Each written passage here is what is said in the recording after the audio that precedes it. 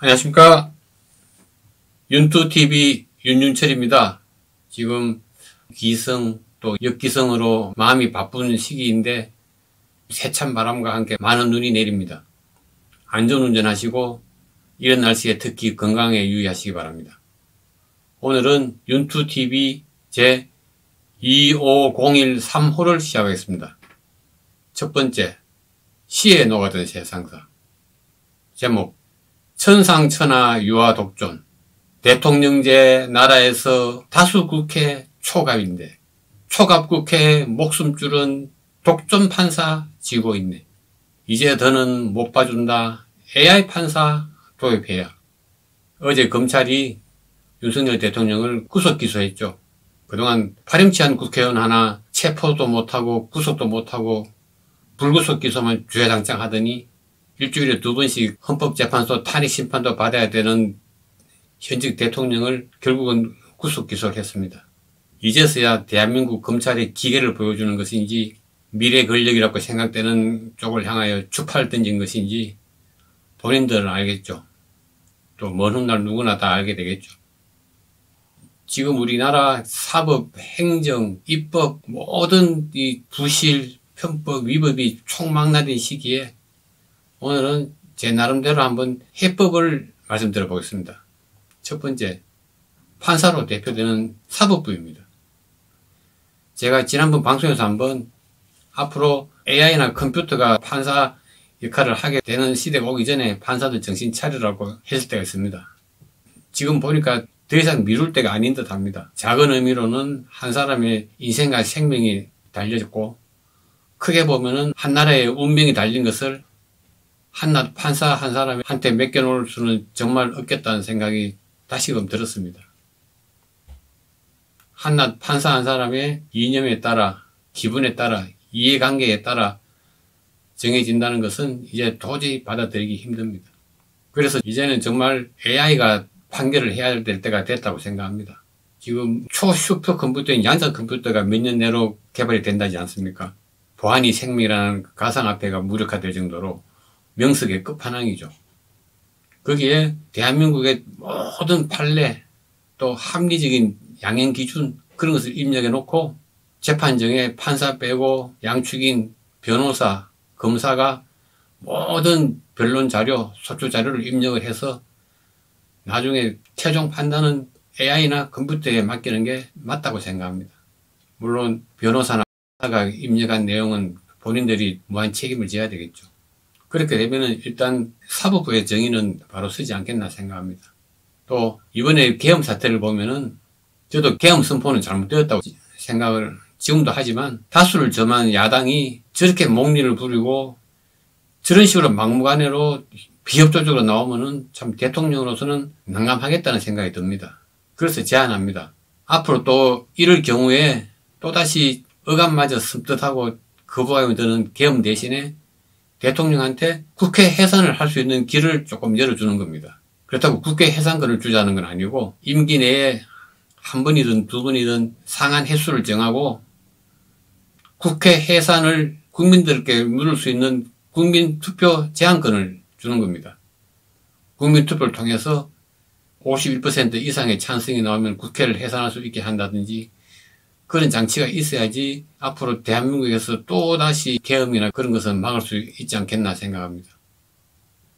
판사 한 사람한테 양심을 바라고 고전 정신을 바라고 이 나라의 운명을 맡긴다는 게 너무 허망하다는 것을 이번에 느꼈습니다.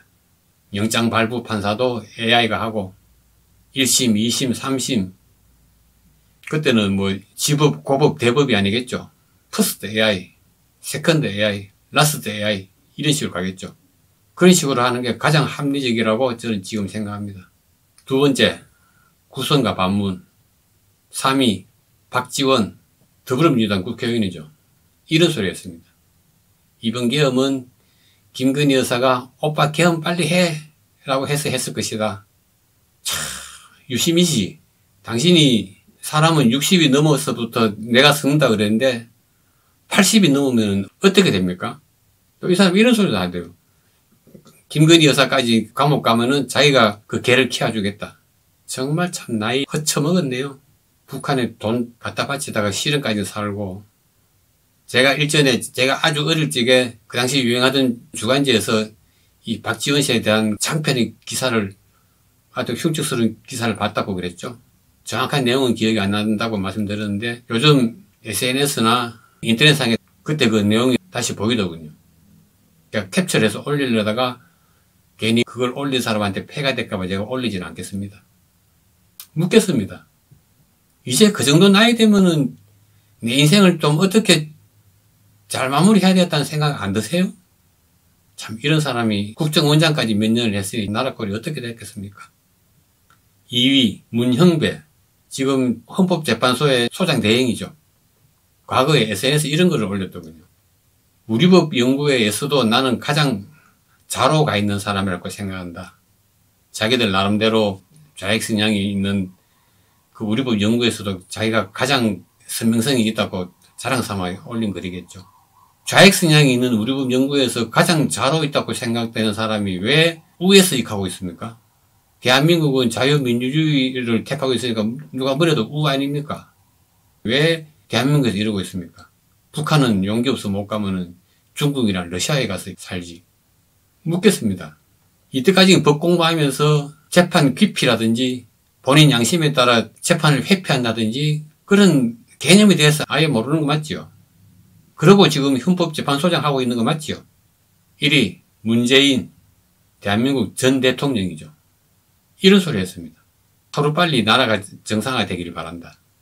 집권 5년 동안 나라를 갈라치게 해놓고 나라 살림 거들내놓고 생뚱맞은 탈원전 정책으로 한국전력을 빚더미에 앉히고 온 산야를 중국산 태양광 패널로 뒤덮이게 만들어놓고 같은 편인 김명수 같은 자를 대법원장 앉혀가지고 사법부를 엉망진창으로 만들어놓고 내로남불이라는 개념을 국민들 머릿속에 극렬 지지자들이 의견에 반대한 사람한테 문자 테러를 할 적에 그것은 민주주의 양념이라며 부추겨놓고 이제 와서 화합되고 나라가 정상화되길 바란다고?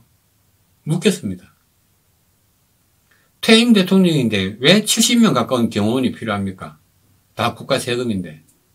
국민이 무서워서 그렇습니까? 안 그러면 당신을 삶은 소대가리라고 하던 그 부족 사람들이 무서워서 그렇습니까? 세 번째, 선도 판정소.